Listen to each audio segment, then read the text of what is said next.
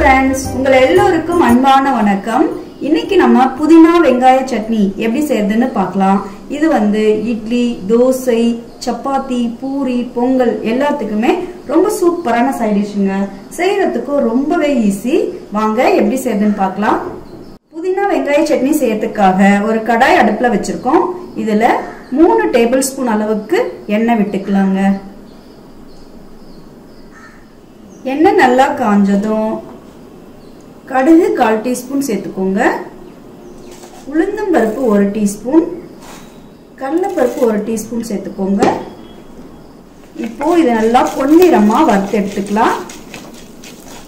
பாருங்க, கடலைப்பருப்பு உளுந்தெல்லாம் நல்லா ஃப்ரை ஆனதும் 3 பச்சை மிளகாயை இது போல கட் பண்ணிட்டு சேர்த்துக்கோங்க. கூடவே 5 பூண்டு பல்.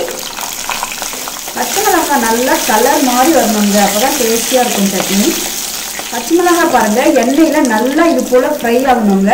அதுக்கு பின்னாடி தான் நம்ம வெங்காயம் சேர்க்கணும். இப்போ ஒரு பெரிய வெங்காயத்தை சேர்த்துக்கிறோம். இந்த சட்னிக்கு தேவையான அளவுக்கு உப்பு சேர்த்துக்கோங்க. வெங்காயத்தை நல்லா கண்ணாடி பதத்துக்கு வதக்கிக்கலாங்க. வெங்காயம் பாருங்க இந்த அளவுக்கு வதங்கினதும் 1 இன்ச் அளவுக்கு புளியை நல்லா கழுவி வச்சிருக்கோம், அதை சேர்த்துக்கிறோம். 2 கைப்பிடி அளவுக்கு புதினாவை நல்லா கழுவி வச்சிருக்கோம், அதையும் சேர்த்துக்கலாம். கூடவே 1 கைப்பிடி அளவுக்கு மல்லி இலை சேர்த்துக்கோங்க. இது எல்லாத்தையும் நல்லா கலந்து விட்டுட்டு எண்ணெயில 1 நிமிஷம் வதக்கி விட்டுக்கலாங்க. ரொம்ப நேரம் வதங்கணும்னு அவசியம் இல்லைங்க, இந்த அளவுக்கு வதங்கினா போதும். பாருங்க, நம்ம புதினாவையும் கொத்தமல்லியையும் வதக்குறப்போ இது போல தண்ணி விடுங்க. அந்த தண்ணி வத்துற வரைக்கும் வதக்கி விட்டுக்கணும். இப்போ இது கூட 4 டேபிள் ஸ்பூன் அளவுக்கு தேங்காய் துருவல் சேர்த்துக்கலாம். எல்லாத்தையும் நல்லா கலந்து விட்டுட்டு ஸ்டவ் ஆஃப் பண்ணிடலாம். இதை ஆற வச்சு அரைச்சி எடுக்க போறோங்க. நம்ம வதக்கி வச்ச புதினா நல்லா ஆறியாச்சுங்க. இது கூட ஒரு 1/4 கப் அளவுக்கு தண்ணி சேர்த்து நல்லா நைஸா அரைச்சி எடுத்துக்கலாம். ரொம்பவும் கெட்டியாவும் இல்லாம ரொம்பவும் தண்ணியாவும் இல்லாம நடுத்தரமா அரைச்சி எடுத்துக்கலாங்க. சட்னியை பாருங்க நல்லா நைஸா அரைச்சி எடுத்துட்டோம். இப்போ இதுக்கு ஒரு தாளிப்பு கொடுக்கலாங்க. புதினா வெங்காய சட்னியை தாளிக்கிறதுக்காக தாளிப்பு கரண்டி அடுப்புல வச்சுட்டோம். இதுல 1 டேபிள் ஸ்பூன் அளவுக்கு எண்ணெய் விட்டுக்கலாங்க.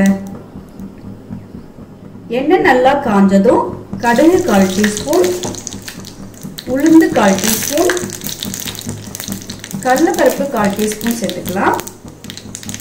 இது நல்லா பொன்னிறமா வறுத்துக்கலாம். இப்போ இது கூட ஒரு வரமிளகாயை கட் பண்ணிட்டு சேர்த்துக்கலாங்க. கூடவே ஒரு கொத்து கருவேப்பிலையை சேர்த்துட்டு இந்த தாளிப்பை சட்னியில சேர்த்துடலாங்க. அவ்வளவுதான், நம்மளோட டேஸ்டியான வெங்காய புதினா சட்னி ரெடி.